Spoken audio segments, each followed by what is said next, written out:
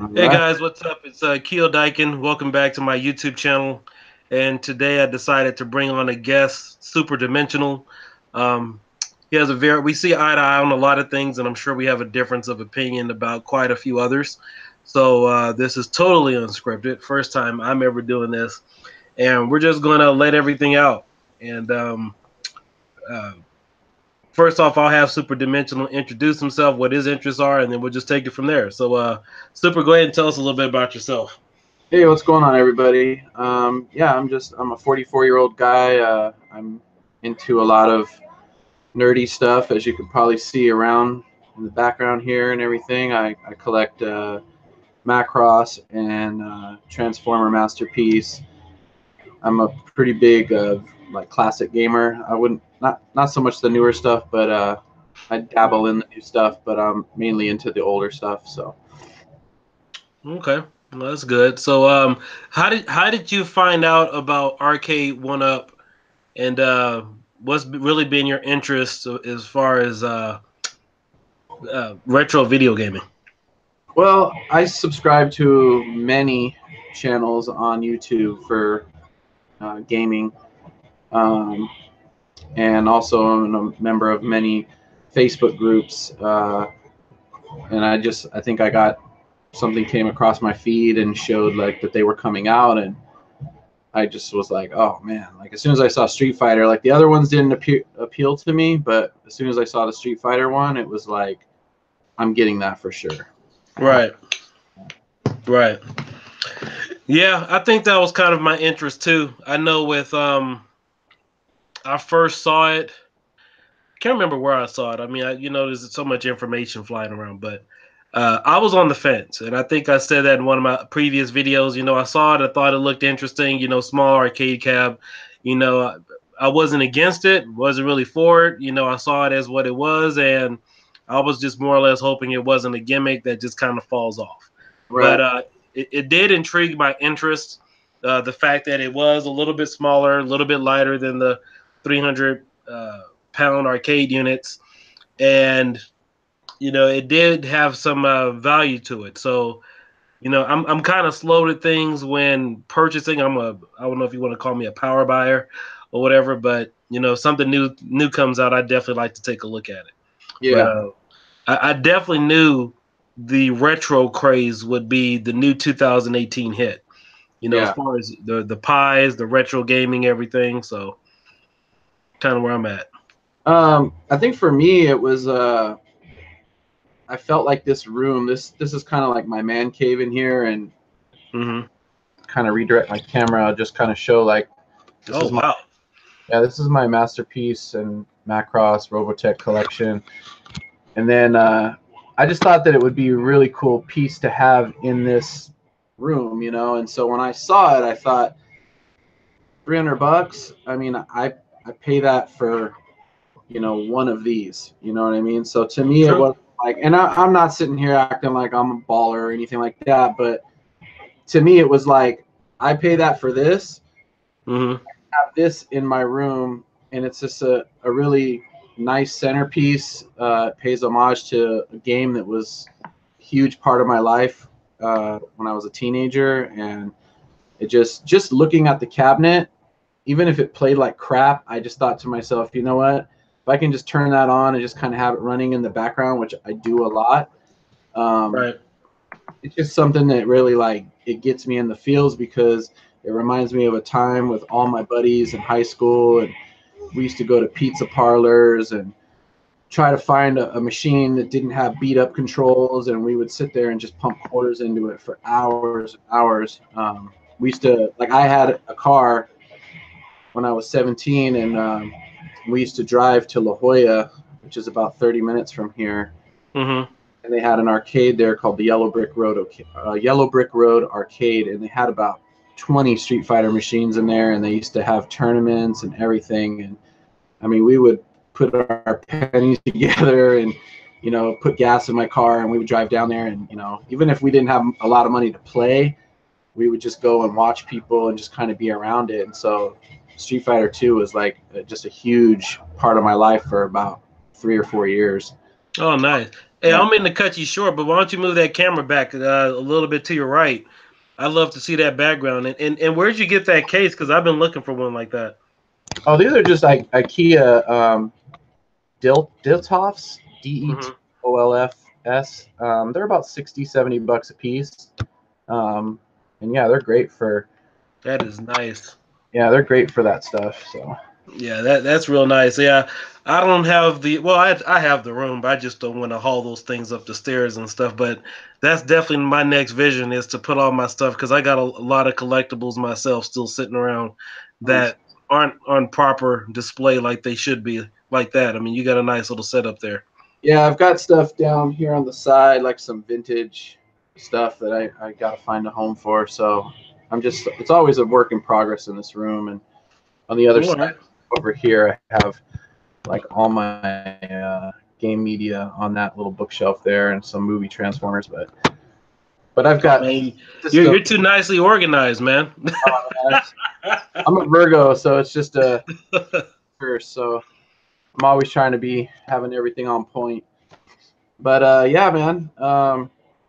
So I mean, when I got the machine, right away, I was like, as someone who, if anyone's watched any of my videos, I've made several like arcade stick collection videos over the years. So I have a lot of sticks, and I've modded most of them, if not all of them. And right away, I was like, wow, these parts they don't feel right, And I get what they were trying to accomplish with these machines, but come on, be honest, keep it real. Say it. They're not built to last. They're built to do exactly what I thought might be the worst case scenario on this machine, which was it just kind of being on in the background and just playing for a few minutes with a friend when they come over. Just, hey, check it out, I got this machine. You want to see it? Yeah, blah blah blah. And then kind of. But if you want to play like regularly on that thing, you got to tear into it and you got to replace that stuff. All right. Now, I'll tell you a little bit about my story. I'm a huge advocate for consumer rights. People should get what's advertised. Because you have an item like this where a lot of people, I mean, myself, other guys out there, we know what we're getting, and if something breaks down, we know how to fix it. Right.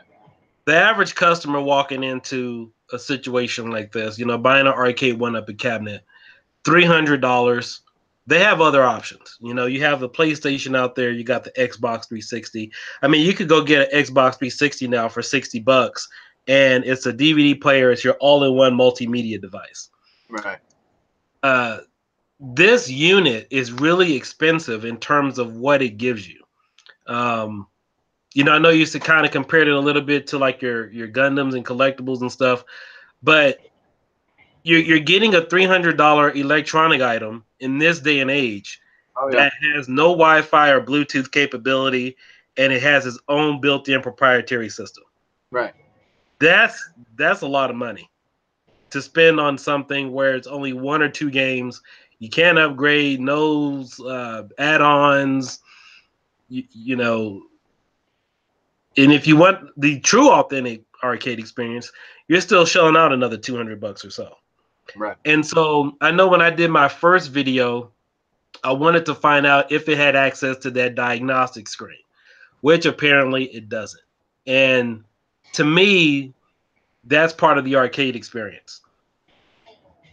And, obviously, you've done some videos, I've done some videos.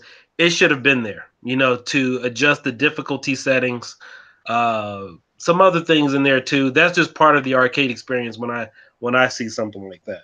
Yeah. And so I don't know. What did you think about that? Because I know you put out a video too. See, I've got different philosophies on these machines and their perceived value. So I'll give it to you guys like this. On the one hand, if you're just Joe Sixpack, sees this at Walmart for $300 and says, "Wow, this is an arcade machine I'm getting for $300. It's just a smaller version." wow, I'm going to buy this and I'm going to go home and have the arcade experience, Mm-hmm. you're going to be disappointed. Yep. I'll tell you that right off the bat. I didn't go into it with that kind of expectation. I expected it to need some modification to get it to where I want it. I'm very happy with mine now.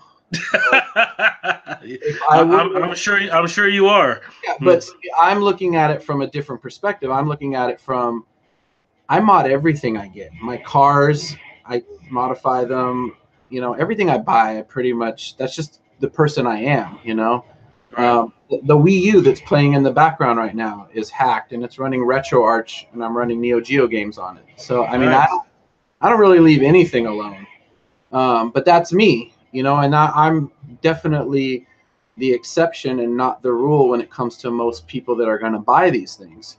Right, of So, course.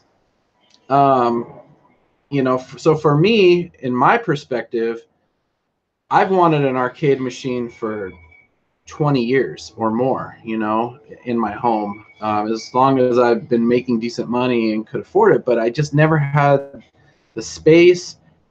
I've considered on many occasions getting like an X arcade cabinet and doing modifications to that. But I mean, even then, like the starting point on it is like $3,000, you know, and Mm-hmm. then yeah, they got their opportunities, you know. There's things that need to be done to that to make it. So I'd have to dump another probably $1,000 into that. And now I'm at $4,000, and I've got this huge thing, and I don't really like the artwork and et cetera, et cetera. Mm-hmm. There's other companies like you know, Extension and all these other ones, and they're starting it around in the 7, 8, 1,000 and up, you know. So there are Right. cheaper options. So from my perspective, for the size and the space that it takes up and the money that you have to put into it and the satisfaction you get out of modifying something, and this is just for me, Mm-hmm. at the end of the day, I'm probably total about $600 on this thing. True. That's about right. But it's tits right now.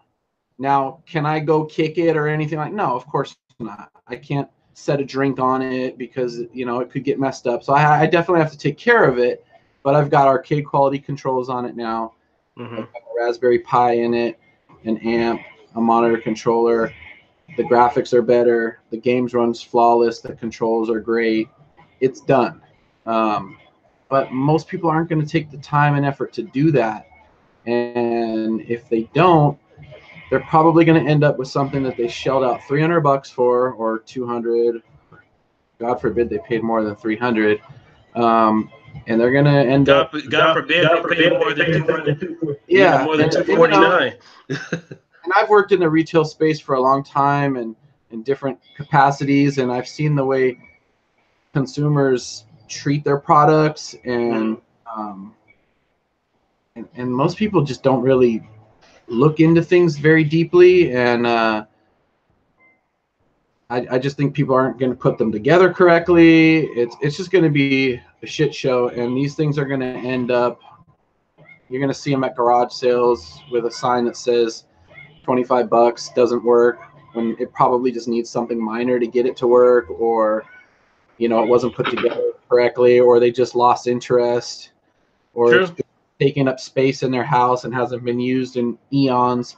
So I think it's like an impulse buy, but it's too high of a price to be an impulse buy, and I don't think it's a bad value because you get a lot for it. Uh-huh. But like you were saying, there's other things you can get for $300. You know, when you can go get, I mean, they were having like Black Friday deals for PS4 with Spider-Man for like $200. Yeah, and you know, I think people are I know in my original video I posted the scenario of why arcades became obsolete. And one of the reasons why I think people forget, or people who didn't have an experience with arcades, let me tell you, for new viewers, if you're watching this, me personally, I used to hang out at the arcades all the time. Okay, I grew up in the 80s, the 90s, and so forth. So I love my arcade. I don't have an arcade one up because I missed the golden era. Okay, so machines used to break down frequently. Oh yeah. Not because they were cheap, but because kids or people were mashing on buttons, controllers, stuff just breaks over time. Yeah. And they had techs. You know, if you went to a Tilt or Family Funland Center or something, people came out, they fixed it, probably take them a few days or a week or so, and they fixed it on the spot. Right. My question to Arcade One Up on the official page, which never got answered, was so you're taking that business model and you want to be a mail order business. People break something, and if they need a replacement part, you don't have it at Best Buy, you don't have it at Fry's. I mean, what's the alternative? Because it's bound to happen. Something breaks, and now your option is to mail it to people. And this is 2018. Yeah. That's why the consoles do so well. I mean, it's your own personal game unit. You get your own software upgrades. You didn't have that at the arcade. So it took gaming, in my opinion, back 10 steps.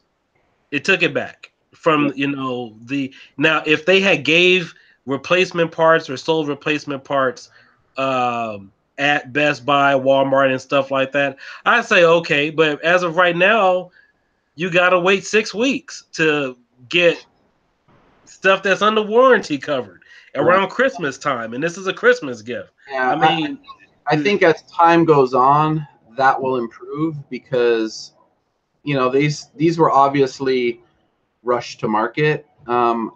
They missed their initial launch, and I think that they were just like, if we push this back any further, we're gonna miss the holidays, and then we're screwed.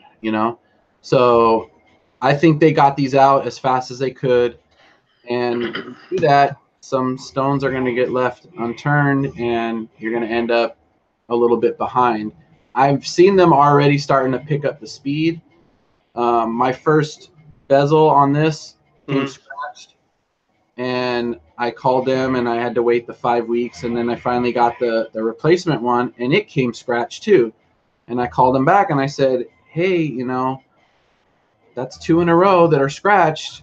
I'd really like one that doesn't have scratches on it. And she said, okay. And they gave me the same line about it could take up to this, but we're trying to do as fast as we can. And I got it 5 days later, the second one. So I think they're picking up speed. And from what I've seen on the forums, it looks like, people are getting those replacement plexis for the top, and they're getting them sometimes cracked, and they're calling up, and then another one's coming like in a week now, whereas before it was like 5 weeks. So I think they're getting caught up. So that's the good thing, and I don't think that 5 week lead time is going to be forever. I think that's just because it was in the beginning. But if it does continue to be a 5 week, that's going to be a big problem. Well, remember, a lot of people, these are all the early adopters. These aren't even the people that bought any of these and it's under the Christmas tree, who haven't even called the 1-800 number, Right. or have not logged into YouTube or really know what's going on, or on Facebook or any of the forums and stuff. You have people, Arcade One Up, if you're listening, I would be ramping up on supplies of replacement parts, because seeing what we've seen, you're going to need to get those out to customers fast. I would say they should do it at the store level. I would honestly say it should be done at the store level. Ship this stuff directly to your Walmarts, your local Best Buy, so people don't have to wait in the mail.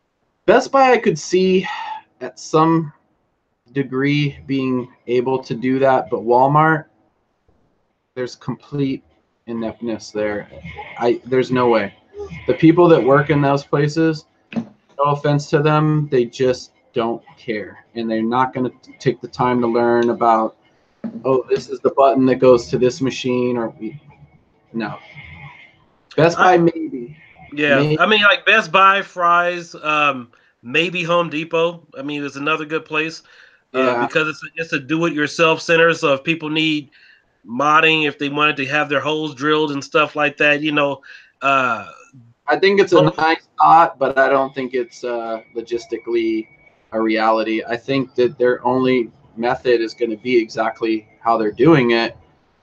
But what I think they should do is release these products with the standard crap that they put in them to meet their price point, and that's fine. Mm-hmm. But I think that they should, if they want to have some legs on these products, is offer some upgrade kits to get better parts put in these. That would be I think the major concern right now, is you always had arcade kits and parts out there, as far as the joysticks and the buttons. My main concern for people, the monitors. It's not like you just go down to the store and say, "Hey, give me a replacement monitor," and look it up on Amazon. I mean, the board itself, and I'm talking about people who don't intend to mod; they just want to keep it as is. What are they really left with? I don't think the monitor is necessarily the issue with the problems we're having. Like the problem you had with yours today with the yeah, my blowout. Yeah, I think all the problems are stemming from this cheap PCB that they put in there. It's very poor quality. I mean, if you just look at it, it's garbage. I mean, I took mine apart and out of my unit, and when I was just taking the cables off of the board, mm-hmm. so I could plug in the monitor encoder to run this Raspberry Pi on it, the plastic was so thin it cracked, and I'm like, oh, that's trash now. I'll never be able to use that again. I wasn't going to anyways, but I mean, just so cheaply made. Right. And for those of you guys who are just probably watching right now, we're talking about Arcade 1-Up, some of the things people are talking about. I know this video is probably going to get a lot of dislikes because we're not waving our pom-poms and stuff like a lot of other people. But we want to be realistic for the consumer who is either planning on buying, you don't have any technical skills to mod, and we just want to make sure that we talk about some of the parts and problems that we're having. Yeah, and I'm definitely not here to trash the product. I think it's an outstanding thing that they're trying to do. I just think that they need to be a little more transparent in their, Yeah, ignoring honest questions that people put forth that's what isn't doing your business model any good. It's really destroying it. I've asked questions on there and been just totally ignored. I've asked questions on the Instagram page and gotten ignored, and then made like repeated comments, and then finally get a message, but a direct message.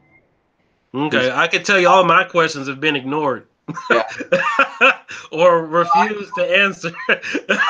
I can get pretty facetious, so I would repeatedly heckle them in the comments, and then I finally get a response later, and then it'd be like, "Oh, sorry, we missed this," and it's like, okay, well, here's my question, and they'd be a little condescending back, which, all right. Yeah, that's true. So I know I was saving it for one of my future videos, and I was going to put everything together. You think I should let the cat out of the bag about which ROMs are modified, or maybe save that for a later day? I mean, whatever. I think they're all modified. Right. I mean, I only have the one, but I can tell you there's definitely modifications made to the Street Fighter one. Absolutely. Oh yeah. So far we know that Street Fighter is definitely modified. Pac-Man is modified. Gauntlet was too obvious. I mean, the Gauntlet was modified. Centipede. Ooh, I don't know if I should go into that one. I'll skip over that one. So, but we'll say Centipede is modified, and Crystal Castles on the 12-in-1 is modified.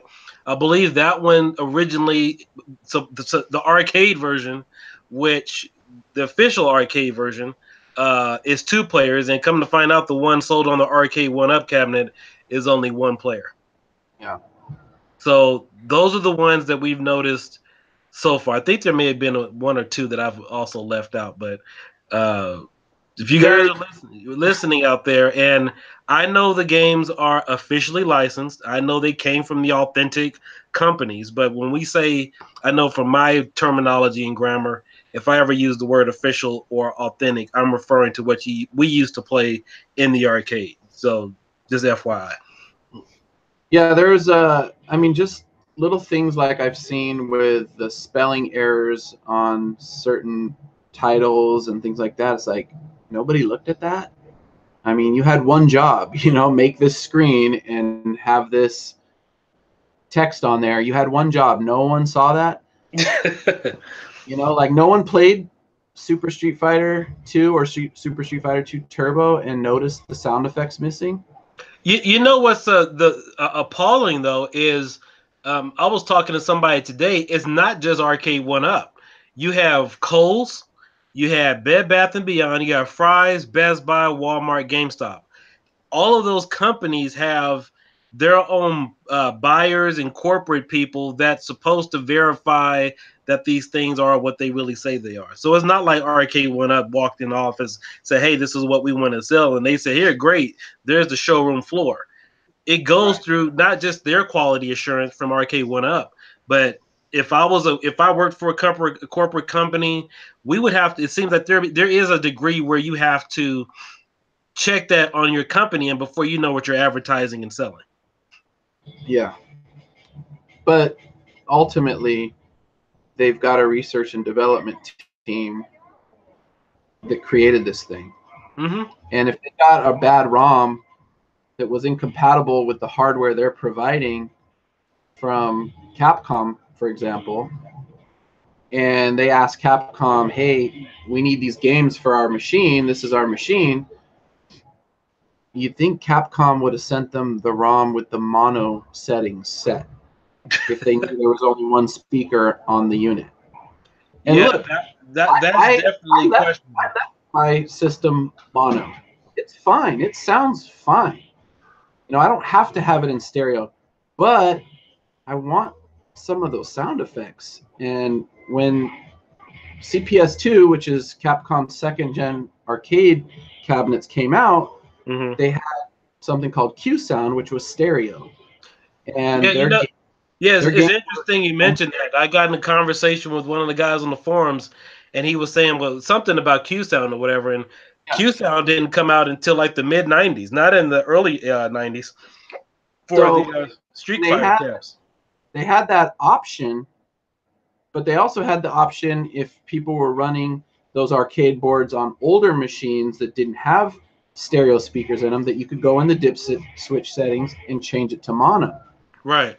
You'd have all the sounds, you just wouldn't have, the right and left distinct channels. So, you know what I noticed, because I was playing around with my cabinet earlier today before it blew up on me. That's a whole nother story. I left it on for about a good 5 or 6 hours, and the screen just died out. It just dimmed. I didn't touch it. I just let it run because I wanted to see exactly what would happen if it was left on for long periods of time. Screen went dim, and then it just went off. Turned it back on, and so nothing happened. It was about 5 minutes, so I had to unplug the ribbon cable. And it finally worked. I had unplugged and all this stuff. And we know it's not the ribbon cable because ribbon cables have been used in technology for a number of years, old typewriters and everything. But got a bad soldered point on one of those contacts or something. Probably so. Maybe one of the pins was slightly bent or something. Who knows? Right. But one of the things I did notice is that the sound is better for Street Fighter Champion than it is for Super Street Fighter 2 and Super Street Fighter 2 Turbo. If you go to Championship Edition and you're selecting your characters, you can actually hear both people select their characters. That little, it goes ding, ding, ding, ding, ding. But for Street Fighter 2 Turbo and Super Street Fighter 2, you can't get that from the left player side. Because the reason why is because Street Fighter 2 Champion Edition, and Street Fighter 2 Turbo Hyper Fighting are all natively mono games. And Super Street Fighter and Super Street Fighter Turbo are natively stereo games that can be run in mono. So that's why Champion Edition's fine. It sounds fine. The only issues with Champion Edition on this cabinet realistically are the fact that they have the wrong aspect ratio and resolution set for this monitor, which is causing graphical lines through the screen when characters are jumping, and it's very distracting. Yeah, and I honestly wonder what emulator are they running. I wonder if they had to create their own emulation program. And I mean, I The don't know. reason why I know that it's improper resolution, because anyone that has a Raspberry Pi knows that sometimes if you don't shut it down correctly and then you turn it back on, it might boot in the wrong resolution. And when I did that on my Raspberry Pi, I got those same lines. And then when I shut it down correctly and turned it back on, and it loaded in the correct resolution and filled the screen properly, voila, lines are gone. So that's how I know it's an aspect ratio and resolution issue. They're wrong. Right. So their Yeah. emulator is pretty. I just wonder if they created their own proprietary program aside from MAME to run the games. I would honestly like to know, and I think the public or the customers have a right to know exactly what it is they're running.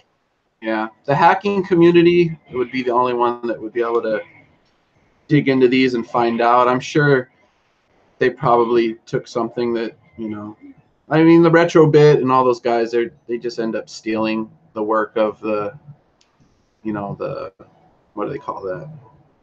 The modding community or whatever, the emulation community. They steal all their work basically and don't give them any for Yeah, it. that's true. Yeah, but we have a lot to look forward to see how they handle these issues. I think I've said it before. March 15th is the day we will find out what really happens. March 15th is the day after the Christmas sales actually settle. So I know my return from my unit is, what was it, February 15th, February something. So for all the Christmas specials, and then also too around that time, around March 15th, is the time where most of the warranties for like the early adopters will have expired with that 90-day warranty. So March 15th is D-Day. We'll see what really happens come then. Also, when are we supposed to get Final Fight and Mortal Kombat? That's around March 1st. Okay. So that will be what I would consider kind of like the second wave of cabinets, because I don't think that those are probably, I mean, maybe they're in production now, but they obviously weren't ready, so they didn't launch them. Right. So we'll see what happens with those. And if they're having similar issues, I was initially all in for probably those additional 2 cabinets, but at this point I'm on a kind of wait and see approach, because of I don't want to buy another one and have to dump another $300 in it to make it run games that I already have on this. Honestly, I think personally, coming out with new cabinets around March 1st is a little too premature, because they haven't waited for the dust to settle from all the complaints and stuff from Christmas. I mean, that's really just like, okay, we address a problem, let's go straight into another, thing. And are they still using the same kind of paint, the same kind of technology, as far as, the hardware? Are the ROMs modified? Do you have access to the dip settings? So we're in December, January, February, early March. I think that's a short turnaround time to really correct any problems. Yeah. The other thing is, this plexiglass topper that they're putting on the machines. Are they going to continue to do that, or are they going to find another way to create these graphics where they don't rub off? And then we're going to run into symmetry issues. Like, some people kind of want their aesthetic to look like similar, and if you've got like, oh well, this machine looks like this from them, and you can tell that one's an early release and then they changed it up and now it looks like this, and So that could be kind of a put off to some people because, you know, they expected all their machines to kind of have a certain look, but now they're all over the place, you know. So that's a different animal right there. But we'll see.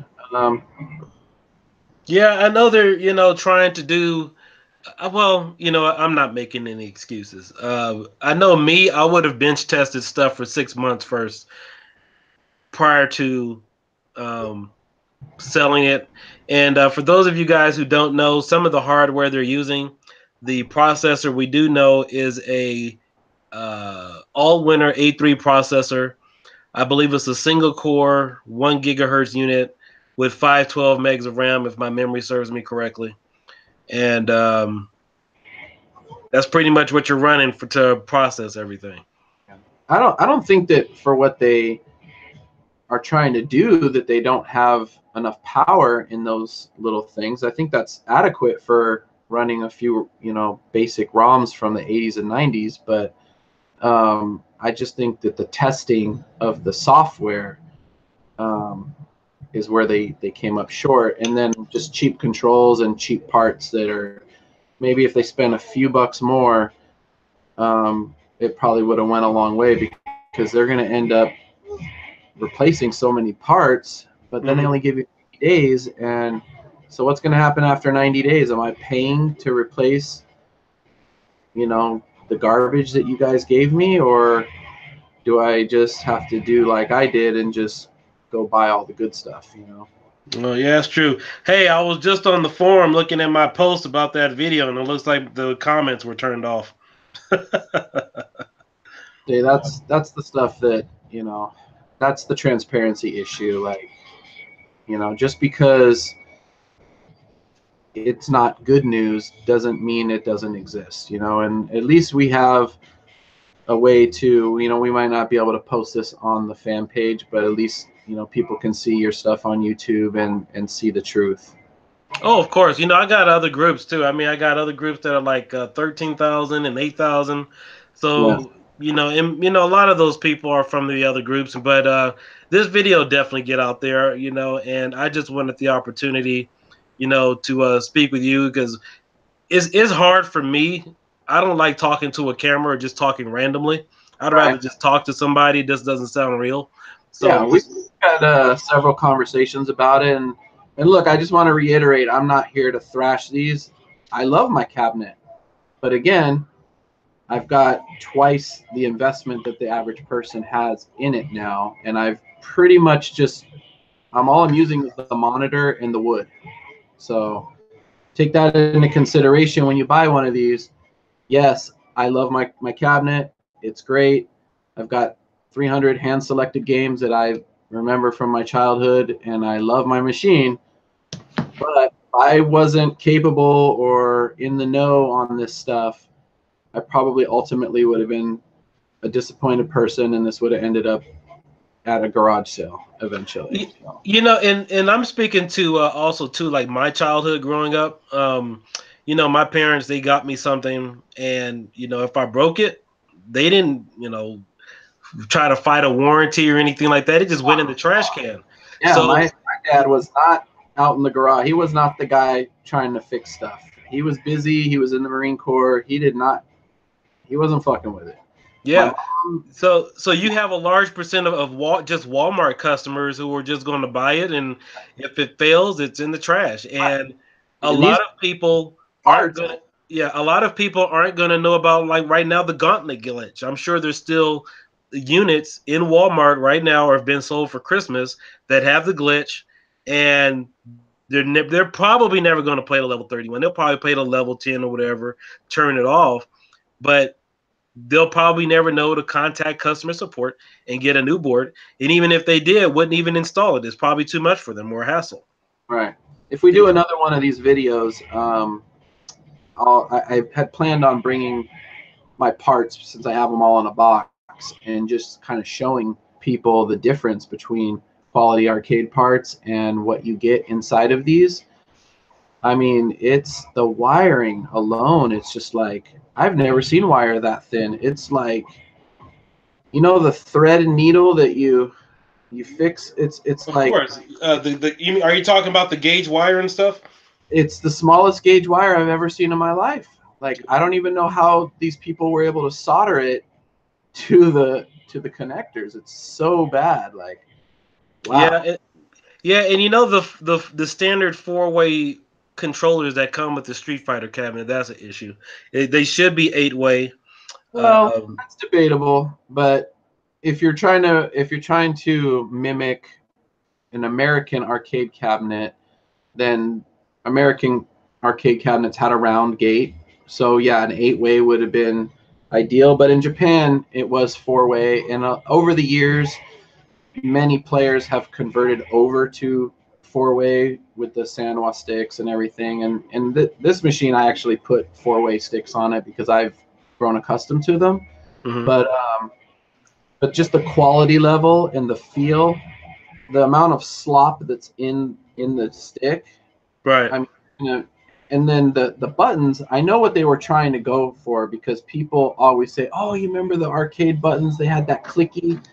They did, but they weren't this clicky. I mean, these are like, it's ridiculous. Like they're so noisy, and it's a very defined like click click click click, like almost like a keyboard, like a typewriter from back in the 70s and 80s. Like click click click. And real arcade buttons, yes, they have a defined.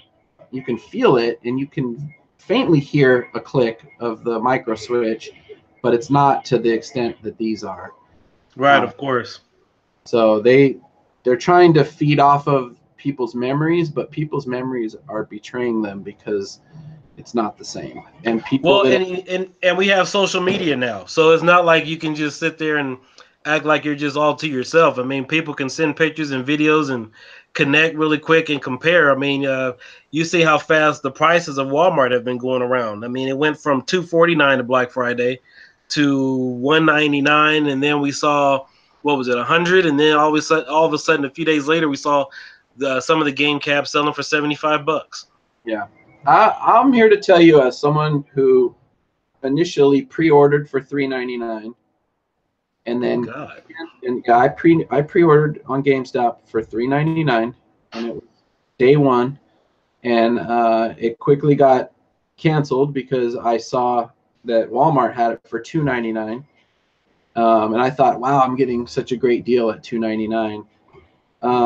But I'm here to tell you today that there's no way these are worth $2.99, and hell no, they're not worth $3.99. I think a reasonable price is anywhere between 75 to 150. So we'll say about 125. Yeah, and I get that worth and value is subjective and everything. For me personally, the Street Fighter machine is worth $199 only because it's got the 6-button layout, and you can do more with it if you do eventually want to mod it. It's got the 2-player layout and all that. I think Pac-Man, Galaga, they're only worth 100, 150 tops. Probably 70. I would say 75 in my opinion, because you can't. I mean, there's not much you can really do with it. Exactly. They've got 2 games. They're essentially 1-player setups, so you're not even you're getting half the parts, and half the ability. So right there, yeah, those. I mean, some of those 4-in-1 and 12-in-1, whatever. Yeah, maybe those are worth 150 to 200 max. But this is the only cabinet that's worth at the most $200. True, and see, that's another thing too. Is you think maybe Arcade One Up is shooting themselves in the foot because if people are modding the Street Fighter cabinet, besides artwork, what's the incentive of buying the Final Fight or the Mortal Kombat cabinet? It's just to have it sitting displayed. Because if I buy any more machines at this point, it's just for that reason, because I have all those games. Every game that they've released, I've already put on here. So yeah, I think the only other machine that would really have value, in my opinion, well, some extent for modding, would be the Centipede, because obviously the Street Fighter is not going to have that trackball in the middle. So you have Centipede, Millipede, and a few of the bowling games you can utilize that trackball with. Yeah, I've personally never been a trackball. I've never liked any games with a trackball, maybe with the exception of the old school like track and field. But I've never been into that personally. So to me, that holds no appeal. But I will say the games that I've modded on this one that are in that more vertical orientation, like Donkey Kong, Right. some of those horizontal shooters, or vertical shooters, I should say, those would be nicer on a larger screen. But then you have the opposite problem with putting regular games on it, because now you're going to have, a small screen in the middle with black bars on the top and bottom. So Right. the give and a take. I think ultimately, if you just want one cabinet to do it all, this is the one to get. True. Not Mortal Kombat, because Mortal Kombat's going to have a more wonky button layout with that block in the middle and the run button. Yeah. So. And it makes me wonder how they really going to spread it out on such a tight cabinet, because Mortal Kombat was like, there was definitely some real estate between each buttons. We'll say that much. Yeah. I would only get the Mortal Kombat machine because it has that unique button layout, and because I didn't plan on putting anything else on it.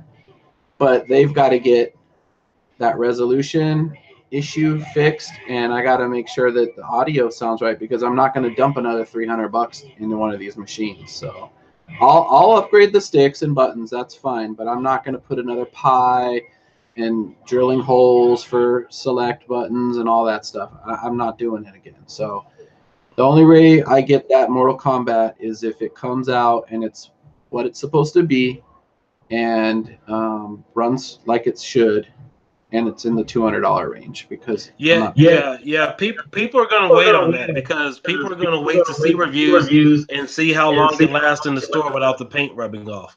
I know some people talked about it, and my first impression when I heard about the Mortal Kombat cabinet was, okay, great, is the paint going to wear off?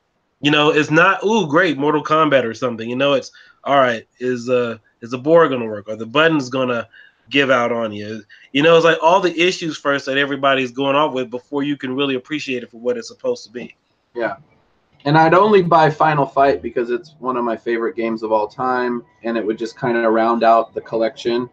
I think having 3 or 4 tops would be a nice row of games. I actually, outside this door, there's kind of like a little hall, and I have a spot before you walk in this room where I could put at least 4 machines.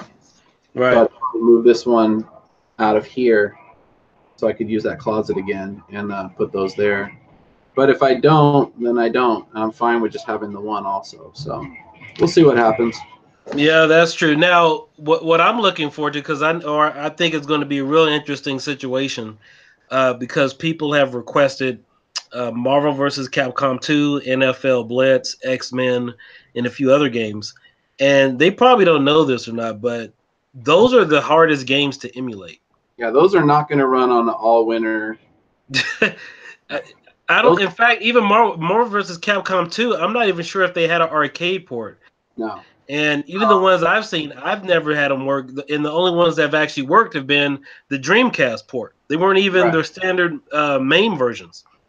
You got to have a pretty good PC to run those on emulation.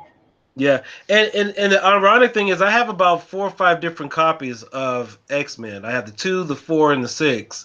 And even on the Pi, it could be the same ROM that runs well on PC, but I have one of those run very well on the Pi. So it's like a combination of the emulation with the ROM. It's not just the ROM itself, because you could take a perfectly good ROM, put it on something else, and it just won't work, or it will run slow and laggy, or not run the way it's supposed to. Right. Well, yeah, different emulators are using different ROMs from different ROM sets, and it's a big mess. But yeah, in the Retro Arch with the Retro Pi, they're using an older, I think 2003 version of like MAME 32 ROM sets, which fortunately I have all that crap. So for me, it was like, oh, cool, these work with all the ones I have, because all the newer versions of MAME don't support all the ROMs I have. So that worked for me. Well, that's true, man. All right, well, fellas, I think that probably does it for us tonight. I hope you guys enjoyed this chat, and we'll definitely be doing another one again Yeah, if, because if there's anything you guys want us to talk about, just put it down in the comments below, and you can find me on Instagram and also on YouTube. My handle is SuperDimensional, and then I'm also in the Facebook groups under Brian Buck, Brian with an I. So, and then if you want to let them know where you're at. yeah, guys, I'm on Instagram, primarily on Facebook and YouTube. Just hit me up. And special shout out to one of my friends out there runs a business. Somebody just placed a huge order for fireworks, 15,000 pounds. So shout out to Red Apple and you guys out there. That was definitely a big order. But all right, guys. Also, hit us up too on the Supreme Retro Gaming Facebook page. There are a lot of good Supreme builds. I will be releasing those probably at the end of the month. Those are the best images out there that I would use for Arcade One Up. That's what's going in my cabinet when I decide to mod it. It has built-in Kodi and several other features. And you will also see a working light gun on the Arcade One Up. I haven't seen somebody do that. You will see it on my build when I get around to it. So, Super Dimensional, thanks for joining, man. And rest of you guys have a good night. All right, everybody, peace. All right, later.